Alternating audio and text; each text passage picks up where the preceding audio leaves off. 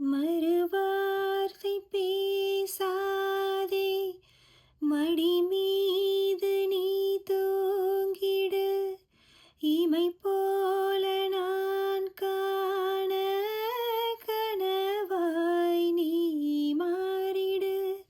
மயில் தோகை போலே விரல் உன்னை வருடும்.